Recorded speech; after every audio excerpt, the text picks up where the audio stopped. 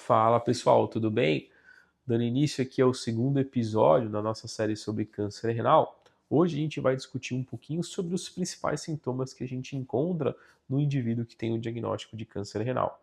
Como a gente já disse no episódio introdutório da nossa série, hoje o câncer renal, na sua grande maioria, é uma neoplasia totalmente silenciosa, ou seja, mais de 60, 70% dos pacientes que fazem um diagnóstico de câncer renal, eles são indivíduos assintomáticos. Aí por isso, obviamente, a questão da rotina, a questão de tentar fazer o diagnóstico precoce. Tirando esses pacientes que são assintomáticos, que fizeram o diagnóstico, ou seja, o radiologista que fez o diagnóstico, o paciente já chega na consulta com o urologista já com alguma imagem, né, algum exame de imagem, tomografia, ressonância, enfim, uh, com o nódulo suspeito e obviamente depois a gente complementa e também discute aqui nos próximos episódios aqui da série. A gente sabe que então que a maioria dos pacientes são assintomáticos, mas e aqueles pacientes que são sintomáticos? O que esse paciente ele pode apresentar com o diagnóstico que possa levar à suspeição do diagnóstico de câncer renal? O primeiro deles é a hematura, né, o sangue na urina. A gente sabe que um dos principais fatores de risco para o câncer renal, como a gente já comentou no vídeo anterior, é o próprio tabagismo. Obviamente, o tabagismo também ele é o principal fator de risco, como a gente já comentou na série sobre câncer de bexiga, para o próprio câncer de bexiga.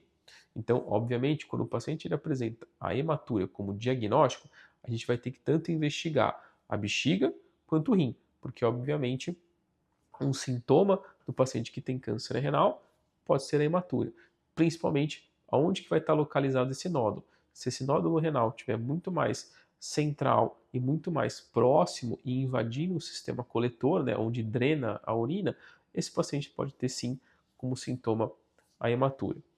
Outro sintoma que eventualmente pode ter é a dor lombar. Apesar de ser uma coisa tão comum, mas obviamente à medida que o rim vai crescendo, comprimindo e invadindo estruturas adjacentes, ele também pode ter como sintoma a dor lombar.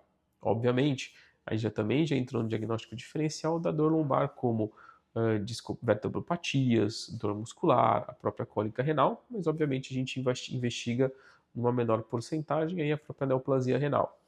Terceiro sintoma que eventualmente pode acontecer é massa palpável. Óbvio, essa massa palpável, ou essa tríade mais famosa aí da massa palpável, da hematura e da dor lombar, obviamente isso é uma coisa que acontece em menos de 10%, porque hoje em dia a gente faz o diagnóstico muito mais precoce, que nem eu já disse. Mas obviamente, à medida que o paciente vai que o tumor vai crescendo, obviamente, se você tem um paciente que ele é mais magro, a chance desse paciente sentir essa massa palpável na região abdominal é muito maior do que aquele paciente que tem um IMC mais alto.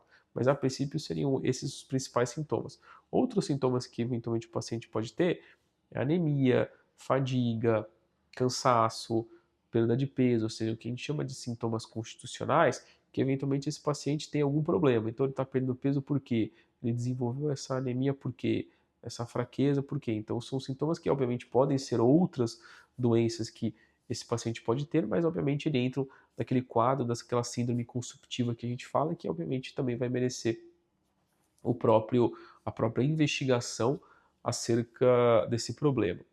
Então, o que a gente resumia assim, a maior parte dos pacientes não tem sintomas e quem faz o diagnóstico é o radiologista.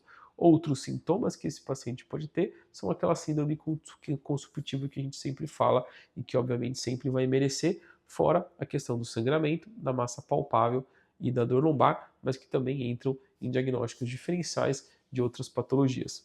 Tranquilo? Bom, espero que esse vídeo tenha esclarecido um pouquinho quais são os principais sintomas que o paciente pode ter no câncer renal, desde o indivíduo assintomático até as doenças mais avançadas.